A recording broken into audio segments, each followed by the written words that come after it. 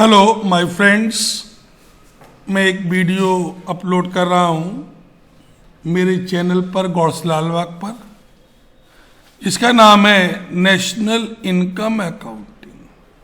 पता नहीं इसको लोग क्यों हवा समझते हैं। I think so it's a very very very easy chapter. देखिए, इस चैप्टर को करने से पहले, किताब ओपन करने से पहले, कोई भी किताब हो, चाहे फ्रैंक हो, चाहे BK ओरी हो, चाहे संदीप गर्ग हो, जिस किताब से भी करना चाहो, not a problem with that. लेकिन पहले ये जो हमारे टर्म्स हैं, ये हमारे जो एप्स बना हुआ है गौरसलालबाग, उस पर ये आपको नोट्स भी मिल जाएंगे। मजाक मजाक में सिखा देंगे अगर तुम सीखना चाहोगे तो। Is it clear? तो देखिए, कुछ टर्म्स आपके सामने आएंगे। मैंने बगल में एक स्क्रीन भी रख ली है, तो मैं उस पर भी लिखता रहूंगा कुछ चीजें जो आवश्यक होंगी जब लिखने का समय आएगा।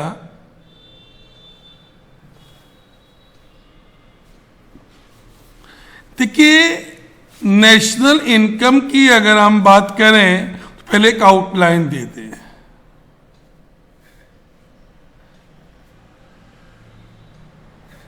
हमने आपसे ये कहा, कंट्री के लोगों ने कंट्री के सोर्सेस को यूज करके जो भी बनाया, उसका जो मनी वैल्यू है, अगर उस सबको अगर हम जोड़ दें तो हमारी बनकर तैयार हो जाती है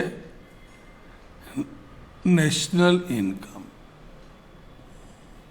जिसको हम लोग बोलते हैं GDP के नाम से। देखिए, जैसे जैसे कंट्री की GDP बढ़ती है, तो आप जानते हैं ये इंडिकेटर होता है कि कंट्री हमारा सही डायरेक्शन में चल रहा है, हमारे कंट्री के रहने वाले लोगों का स्टैंडर्ड बढ़ रहा है। तो बेसिकली कंट्री की नेशनल इनकम मेन सोर्सेज होती है कंट्री के लिए। हमने कहा नेशनल इनकम का जो कॉन्सेप्ट था वो प्रोफेसर कीन्स ने दिया।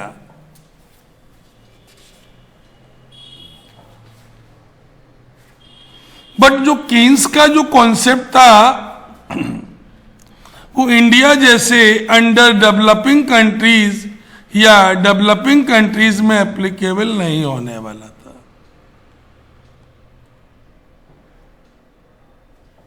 दैट इज वाई इंडिया में दादा भाई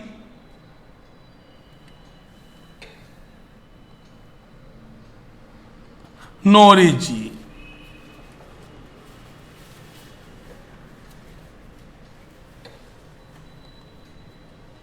दादा भाई नौरोजी ने इसको मैकेनाइज किया।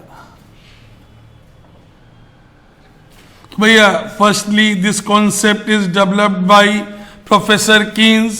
Later on in India, it is systematized by Dada Bhai Nauroji. इसके टर्म्स हैं इस चैप्टर के। धीरे धीरे टर्म्स को हम तोड़ते जा रहे हैं। तो पहला एक टर्म हमारे सामने आया, domestic product and national product.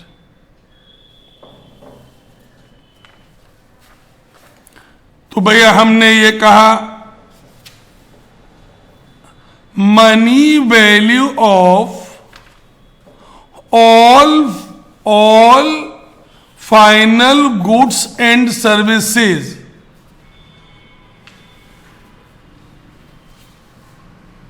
मैंने क्या कहा? money value of all final goods and services produced by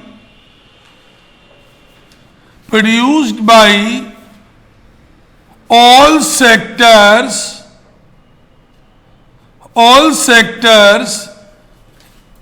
within domestic territory of the country. तो मैंने क्या कहा, money value of all final goods and services produced bye all sectors with in domestic territory during a year.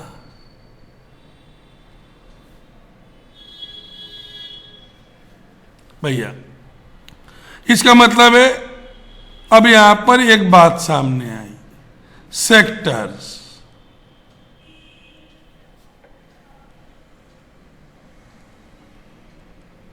तो हमने कहा हमारे यहां 3 तरीके के सेक्टर्स होंगे. एक सेक्टर का नाम होगा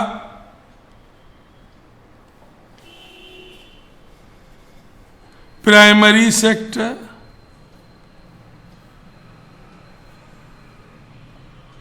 एक का नाम होगा सेकेंडरी सेक्टर और एक का नाम होगा टेरिटरी सेक्टर.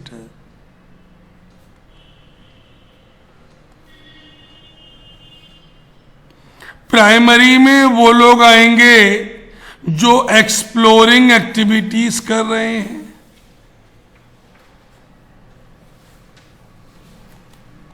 जैसे किसान लैंड से क्रॉप्स एक्सप्लोर करता है,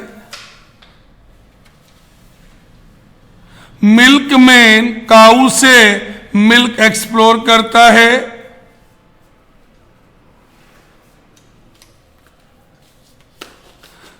भैया माइंस का ओनर माइंस से कोल एक्सप्लोर करता है.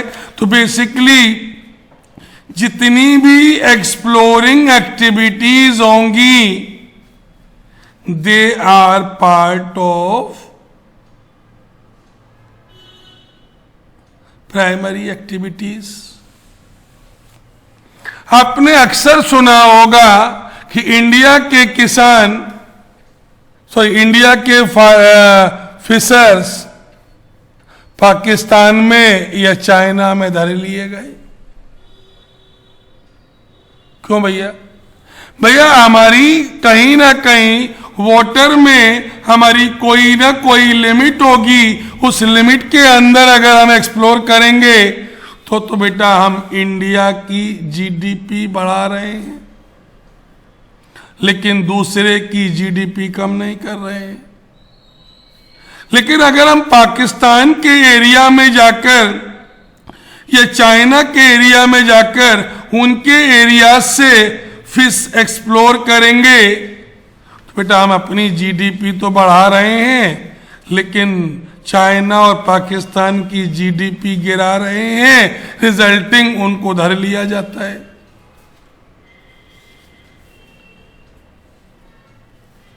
भैया सेकंड हमने कहा सेकेंडरी सेक्टर, ऐसे लोग जो प्रोडक्शन करते हैं,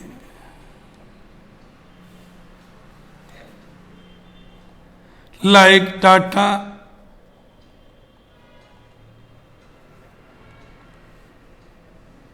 जलेबी भाई,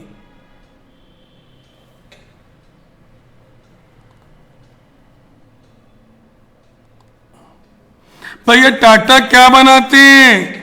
नमक, कार, साबुन सब बनाते हैं.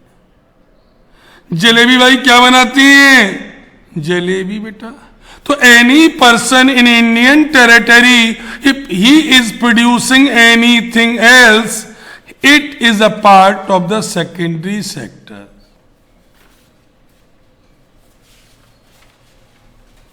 फिर हमने कहा तीसरा टेरिटरी सेक्टर. इसमें सर्विस प्रोवाइडर्स आते हैं.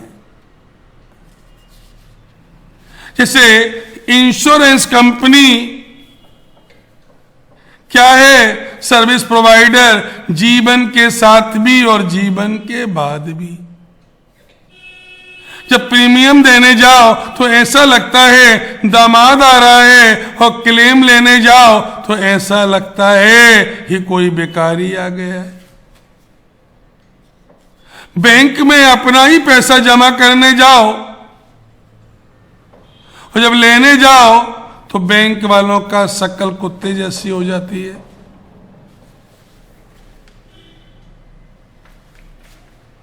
तो बेसिकली ऐसे लोग जो किसी भी तरीके की सर्विस प्रोवाइड कर रहे हैं, they are the part of service sector. जैसे चार्टर्ड अकाउंटेंट क्या बनाता है भैया सबको? उल्लू। Is it clear? भैया यूट्यूब पर भी लोग सर्विस प्रोवाइड कर रहे हैं कि नहीं? बेचने पे लगे हुए हैं कि हमारे सब्सक्राइबर बढ़ जाएं और हमारे व्यूअर्स बढ़ जाएं। तो what they are doing? They are service providers. तो फिर मैंने कहा ऐसे लोग जो मतलब कुछ भी एक्सप्लोर कर रहे हैं, they are the part of the primary sector. फिर मैंने कहा ऐसे लोग जो कुछ प्रोडक्शन कर रहे हैं, टाटा, बाटा, जपाटा, जो कुछ बना रहे हैं, they are the part of secondary sector. जो सर्विस प्रोवाइड कर रहे हैं, they are part of tertiary sector. भैया इन तीनों के अलावा सोचकर देखना कोई बचा ही नहीं बेटा। इन तीनों ने मिलकर जो बनाया उसका मनी वैल्यू को हम जोड़ लें तो वो क्या बन जाएगा बेटा? Gross domestic product. बेटा अब ये बताइए इन्होंने जो बनाया होगा,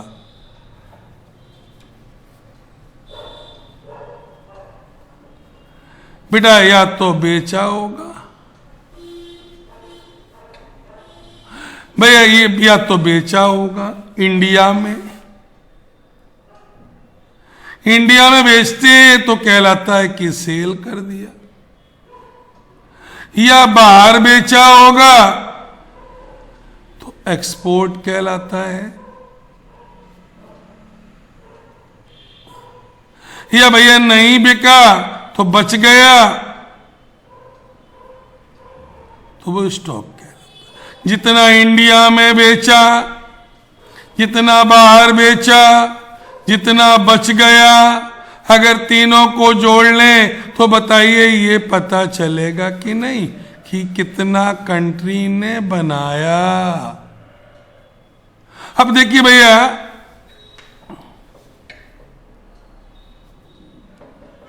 कि आपकी किताब वाले कभी कभी क्या करेंगे, सेल प्लस एक्सपोर्ट दोनों को सेल्स में ले लेते हैं।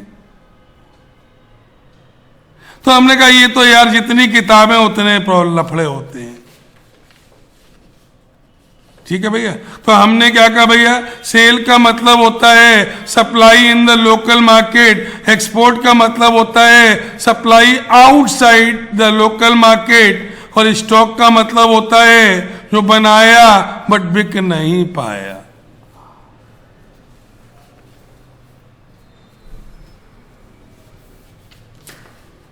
Is it clear?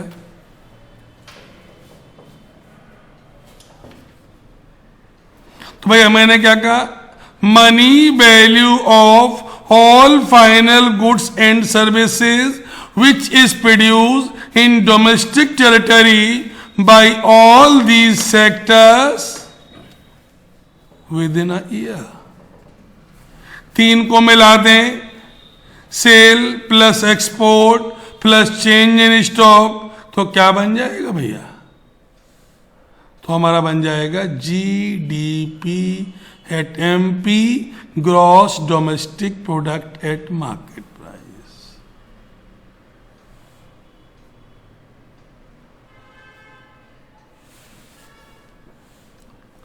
अगला आएगा नेशनल इनकम।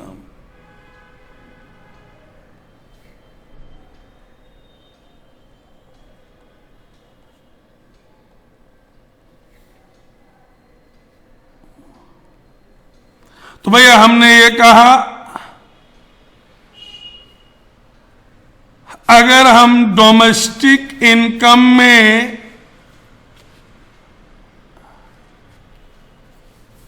ऐड कर दें नेट फैक्टर इनकम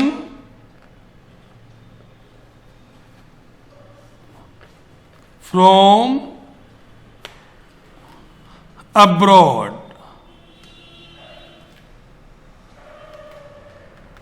बेटा हमारे पास 4 फैक्टर होते हैं जिनको हम विदेशों में किराए पर देते हैं और विदेशी फैक्टर को किराए पर लेते भी हैं। पहला फैक्टर है लैंड, लेबर, कैपिटल, एंटरप्रेन्योर।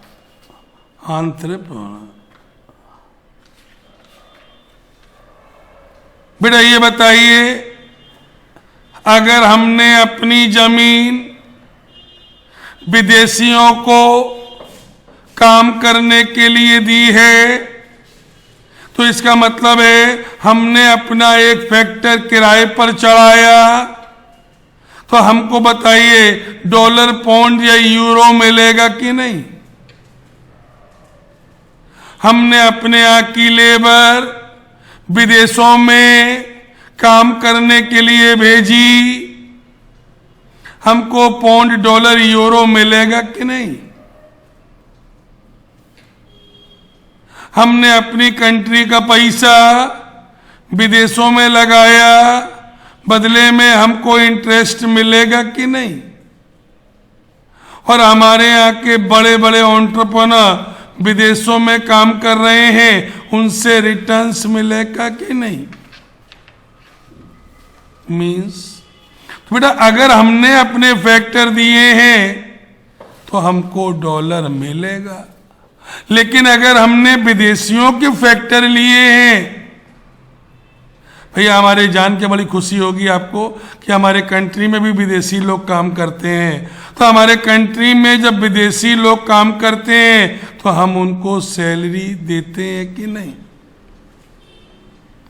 मतलब डॉलर रिसीव्ड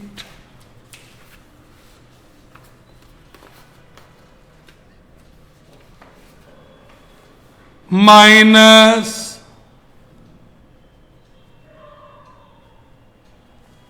डॉलर पेड। जितने डॉलर हमको मिले हैं, हाँ, और भैया जितने डॉलर हमने दिए हैं, दोनों का net result factor income from abroad. भैया अगर जैसा कि आप शकल से जान रहे हैं, अगर फ्रॉम लिखा है तो इसका मतलब नेट रिजल्ट हमें मिला है, और अगर टू लिखा होगा तो हमें मिला कम है और हमने दिया ज्यादा है तो माइनस हो जाएगा। तो भैया एक बात समझ लेना, जब भी किसी भी डोमेस्टिक को नेशनल में कन्वर्ट करना पड़े तो आप केवल ऐड कर दीजिएगा। क्या ऐड करेंगे भैया? आप ऐड करेंगे net factor income from abroad.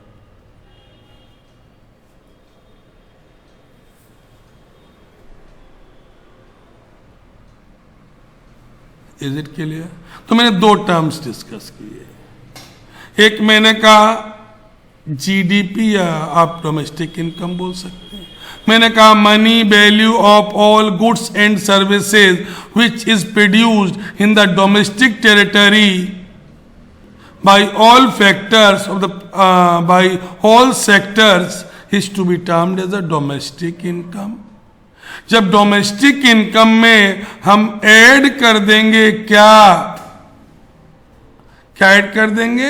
Net factor income from abroad. और नेट फैक्टर मैंने क्या बताया? जो हमारे पास इकोनॉमिक फैक्टर होते हैं, लैंड, लेबर, कैपिटल, एंटरप्रेन्योर, सब इनको हम देंगे लीज पर या किराए पर, तो हमको पैसा डॉलर मिलेगा। और जब हम हायर करेंगे विदेश से तो भैया हमारा पैसा जाएगा। तो net dollar receive minus net dollar paid, दोनों का net result net factor income from abroad.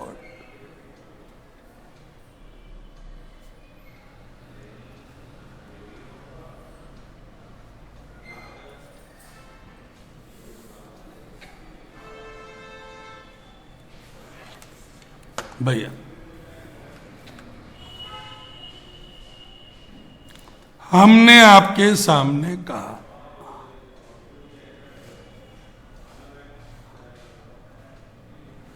National income eight market price. अभी जो मैंने ऊपर बोला है,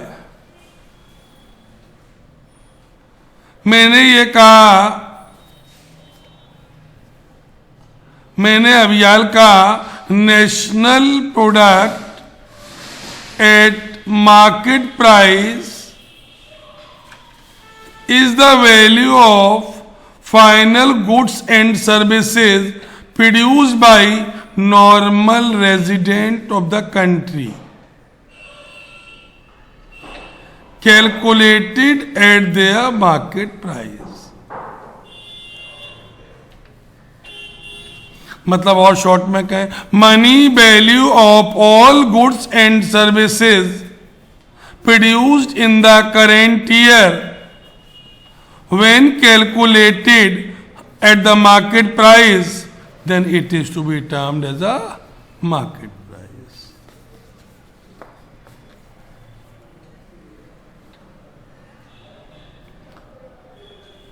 ऑन द अदर हैंड,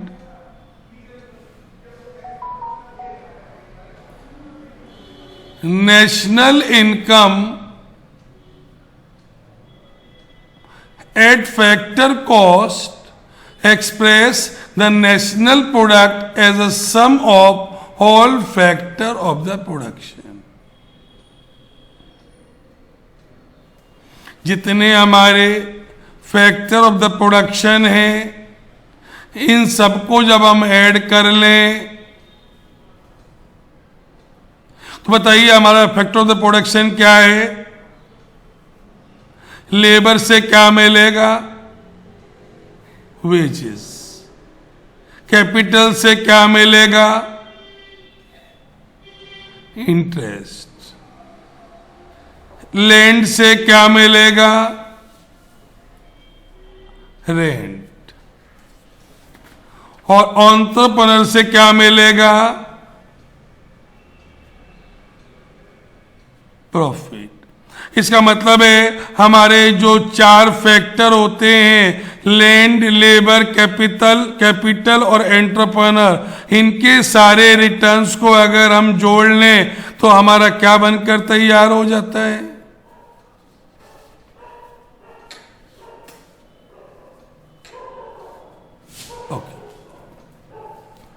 अब अगर नेशनल इनकम हमको जो दी गई है वो मार्केट प्राइस पर दी गई है,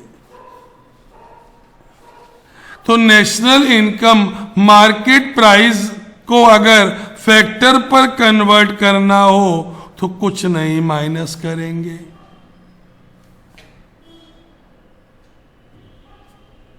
मैंने कहा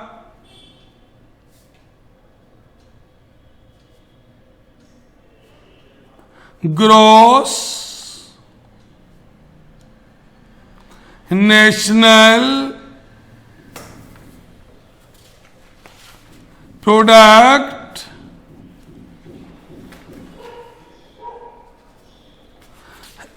एट मार्केट प्राइस दिया गया है और हमको चाहिए है जी gross national product at factor cost.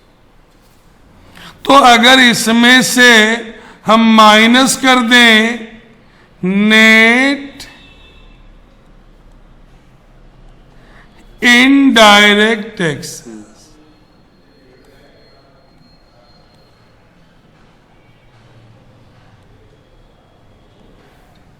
जो मिलके बनेगा किससे?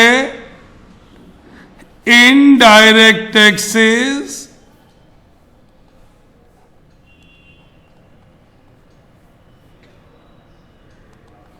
माइनस सब्सिडीज से। मतलब इनको हम जब नेट रिजल्ट निकालेंगे तो क्या बन जाएगा? नेट। भैया तो अगर हमने क्या कहा भैया कि अगर हमको gross national product at market price दिया गया है और हमको चाहिए है एट फैक्टर कॉस्ट, तो हम इसमें से केवल क्या माइनस कर दें? नेट इनडायरेक्ट टैक्सेस, जो किससे मिलके बनेगा? Indirect taxes minus subsidies.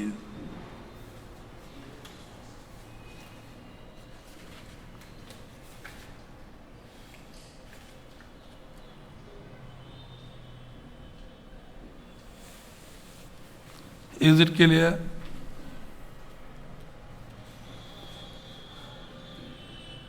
तो बेटा एक बात यहां पल्ले से बांध लीजिए, जब भी आपको एमपी मीन्स मार्केट प्राइस से कभी भी एफसी मीन्स फैक्टर कॉस्ट पे जाना हो,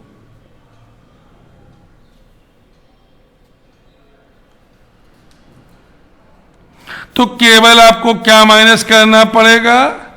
नेट इनडायरेक्ट टैक्सेस।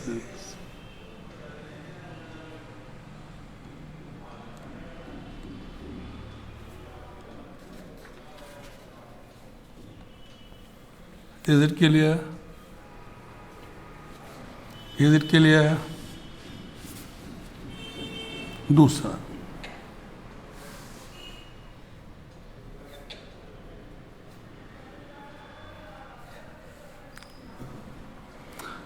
भैया अगला वर्ड आपके सामने आएगा net domestic product at market price.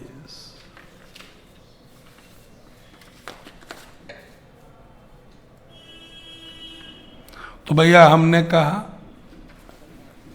Net domestic product at market price is the market value of final goods and services produced in domestic territory of the country exclusive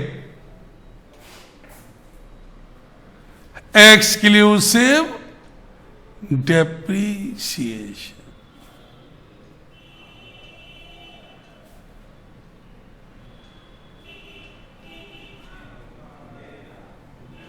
इसका मतलब क्या हुआ? जब भी हमको ग्रॉस टू नेट पर जाना हो, किससे? ग्रॉस से नेट पर, तो हमें क्या माइनस करना पड़ेगा?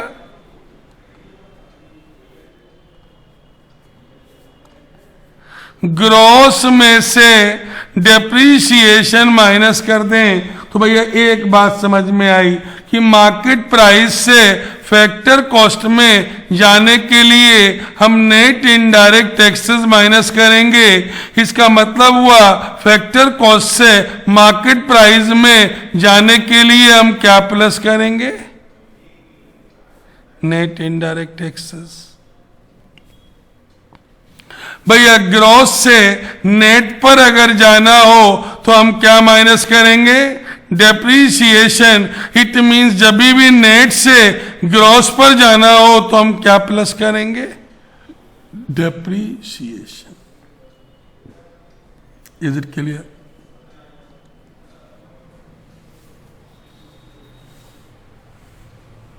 Is it clear?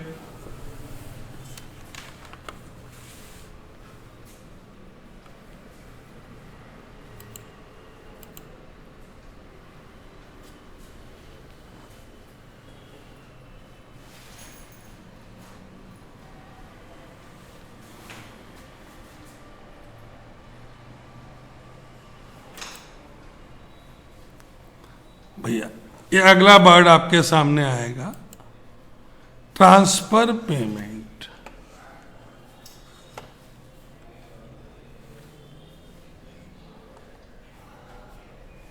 Transfer payment. बेटा मैंने ये कहा कि transfer payment means any payment which is done without taking a services। अगर हमने कोई सर्विसेज नहीं ली है और बदले में अगर हम कोई भी पेमेंट कर रहे हैं तो ऐसे पेमेंट को हम क्या कहते हैं? Transfer payment. जैसे योगी जी ने टेबलेट बांटे, क्या बदले में आपसे कोई सर्विसेज ली? नहीं ली। विडो को पेंशन मिल रही है, क्या विडो से कोई सर्विसेज ली जा रही है? भैया अनएम्प्लॉयड लोगों को सरकार अलाउंसेस दे रही है, ऐसे बहुत सारे पेमेंट सरकार कर रही है, या डोनेशन दे रही है, या कोरोना भत्ता सरकार बांट रही है, लेकिन बदले में कोई भी सर्विसेज नहीं ले रही है। पेमेंट दे रही है बट सर्विसेज नहीं ले रही है, तो इसको हम लोग क्या बोलते हैं? Unilateral payments. बेटा अब ये दो तरीके से बेटा मिलते हैं, थ्रू द इंडिया और आउटसाइड इंडिया। जो इंडिया में सरकार दे रही है वो थ्रू द इंडिया हो गए। अब हमारे मामा जो थे वो अमेरिका में रहते थे, मामा जी ने हमको $1,00,000 दे दिए फ्री में, या बिल गेट्स आए, हमने पैर पकड़ लिए, वो हमको दान दे गए। क्या हमने कोई उनको सर्विसेज दी है? नहीं। तो भैया transfer payment means all unilateral payment, all unilateral payment. Unilateral payment means payment done without taking services. जैसे मैंने कहा विडो पेंशन दी, या बच्चों को एक लैपटॉप या टैबलेट फ्री में बांट दिए, जाओ बेटा तुम खरीद तो पाओगे नहीं, फ्री में बेटा ले लो बेटा। हमको भी मिलता है अनएम्प्लॉयमेंट भत्ता, हम कोई भी रोजगार नहीं करते हैं, आप लोग हमें रोजगार देते ही नहीं है। सरकार हमको हर महीने 500 रुपए अनएम्प्लॉयमेंट अलाउंसेस देती है। किसानों को मिल रहा है 2,000 रुपए सम्मान राशि। केवल बेटा इस वोट के चक्कर में इस देश में किसको क्या ना मिल जाए भगवान जाने। Is it clear? तो अगर कंट्री के अंदर से आ रहा है तो थ्रू द इंडिया, और कंट्री के बाहर से आ रहा है तो थ्रू। ऐसा हमारे यहाँ के बाबा हैं, उनका बर्थडे होता है तो बहुत पैसा लोग देते हैं। हम मेहनत कर रहे हैं, हम भी गुरु हैं, हमको लोग नहीं देते हैं, और उन बाबाओं को देते हैं जो आपको केवल उल्लू बनाते हैं। क्या हम गुरु नहीं हैं? हम भी एक संस्कृत की किताब पढ़ लेते और ज्ञान बांटने लगते तो भाई साहब उससे ज़्यादा हमारे व्यूअर होते और इससे ज़्यादा हमारे चाहने वाले होते। फिर तुम्हारी मम्मी तुमसे ज़बरदस्ती कहती कि भैया बाबा जी का वो आया है वीडियो, इसकी टीआरपी बढ़ाओ, इसके लाइक्स बढ़ाओ, इसके सब्सक्रिप्शन बढ़ाओ, लेकिन अभी तुमसे हम कहेंगे तो तुम कुछ नहीं बढ़ाओगे। Is it clear?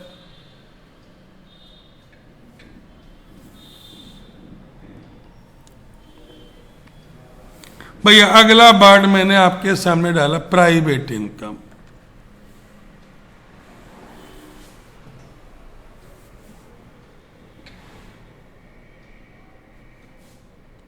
मैंने कहा it is the total of factor income including the retained earning, retained profit of the corporation from all current transfer from the government and rest of the world accruing to the private sector। मतलब private sector को जो भी income मिलती है या जो भी उनका प्रॉफिट होता है, किससे? उनके पास जो फैक्टर इनकम है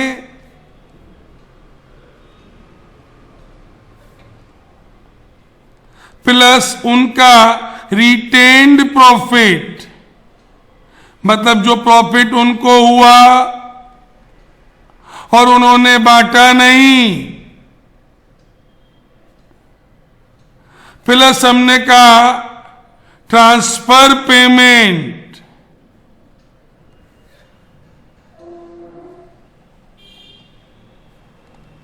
भैया उनके अपनी factor income plus retained profit plus transfer payment, तो अगर हम तीनों को जोड़ लें तो हमारा क्या बन जाएगा भैया?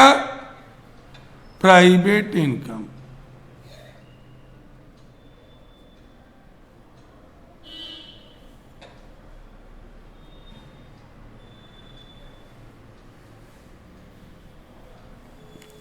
Personal income.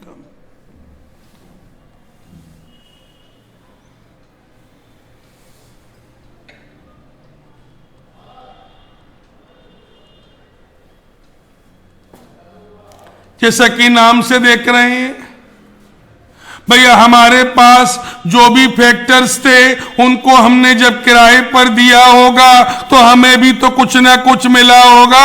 अगर हम इतना चीखेंगे चिल्लाएंगे कुछ तो आप 2-4 रुपए चढ़ाएंगे। हमारी सर्विसेज के बदले में चवन्नी अठन्नी एज पर द औकात कुछ ना कुछ तो आप हमें देंगे। तो हमारा ये फैक्टर है कि नहीं है? लेबर। भैया लैंड, लेबर, कैपिटल, एंटरप्रेन्योर, ये हमारे पास पर्सन के पास थे कि नहीं? भैया लेबर करने की क्षमता किसके पास होती है? पर्सन के पास। तो भैया हमने कहा it is actual income received by the person from all sources in form of factor income। भैया इसमें जो करेंट ट्रांसफर पेमेंट मिले हैं वो भी तो इसकी इनकम बढ़ जाएगी ना।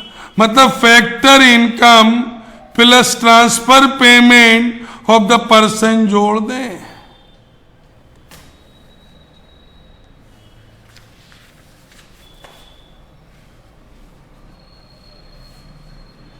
बेटा फिर आ गया personal disposable income.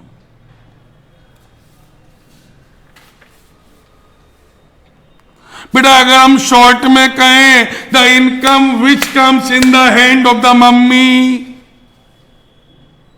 Income which comes in the hand of the mummy for the consumption that is to be termed as the personal disposable income.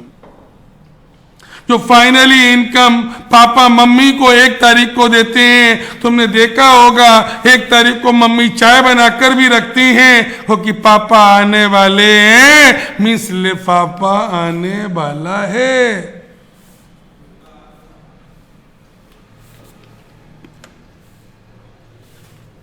भैया अब मम्मी के पास पैसा आया तो मम्मी 2 ही काम करेंगी, या तो तुम्हें बढ़िया बढ़िया